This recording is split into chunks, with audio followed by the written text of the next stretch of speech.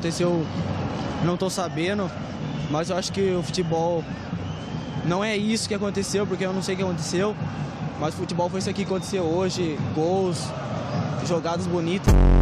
O que você acha que a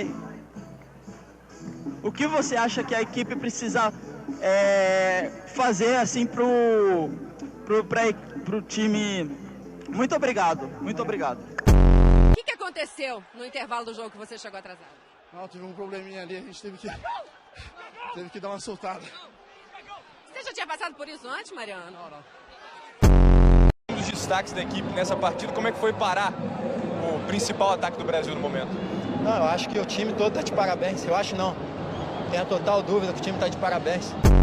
Não, estou feliz pela renovação. Meu contrato vai até 2019 agora, mas vou trabalhar forte esse ano para, se Deus quiser, esse ano ainda mesmo eu ir embora.